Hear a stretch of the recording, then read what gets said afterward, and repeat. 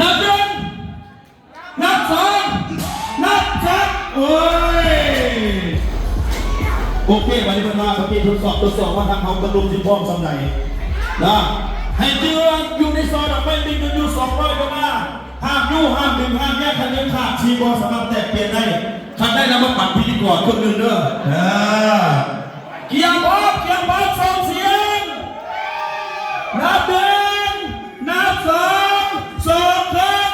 นับสามเย้หักยักโอเคได้แล้วมานายพวกได้แล้วคือมานายพวกมาเด้อให้แกทำที่ต้องรวมผมจะได้เพื่อถ่ายภาพของน้ำก่อนนะให้แกทำกันแล้วขอมาตุ๊กก่อนเด้อถ่ายภาพของน้ำก่อนโอเคเอาให้ถ่ายภาพเขาจะบังเจ้าสาวเอาอยู่ข้างกลางเลยอยู่ข้างกลางเลยเอาพี่หน้าหาสร้างภาพเด้อพี่หน้าไปหาสร้างภาพพี่หน้าไปหาสร้างภาพเพื่อนนั่งรอเดินท้ายเอาไปนี่มันจะงามกว่า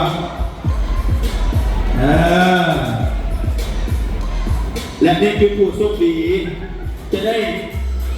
มีมาผู้ต่อไปแฟนก็ได้มานะบอกแฟนก็ได้มานะบอกแฟนก็ได้มานะบอกธรรมดาต้องเอาคู่มาทายพ่อไหนธรรมดานะ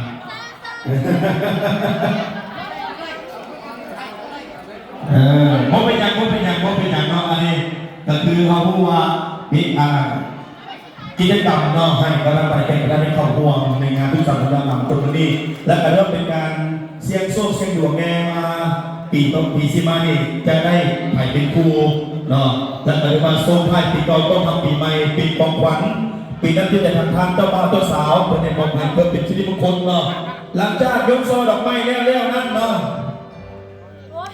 อันนี้เป็นเจ้าบ่าวเจ้าสาวลุกเบิ้งลุกเด้อวันนี้จังหวัดสระบุรีปองไผ่เป็นยังว่าสโลแต่เขาว่ามาได้ว่าคนละครึ่งได้ครับแต่ผู้ทำก็ไม่ได้เนาะอาการเบิ่งสามภาพเลยภาพบางงานไว้ปีนี้เลยกระตักบอกเธอว่ามือที่ความใจนั่นมันเป็นปัญหาที่ให้ผมไม่ผมมือกับพันเจ้าภาพเธอเองเนาะอันนี้ซึ่งจะมาก็สาวลงบางลุงเพื่อนสโลบางงานกว่าบาทนี้เนาะ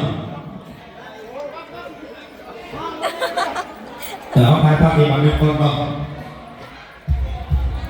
อันนี้เป็นทางอนาคตลูกเองเป็นมาถ่ายภาพลูกกับหลานเนี่ย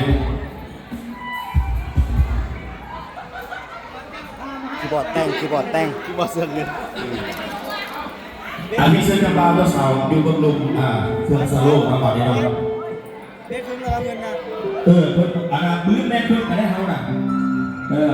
โอ้คนได้พูดเดี๋ยวเพิ่นก็ไปบ้างเลยวันนี้นะโอ้ย200 ดอลลาร์หายไปต้นหน้าต้นตาเลย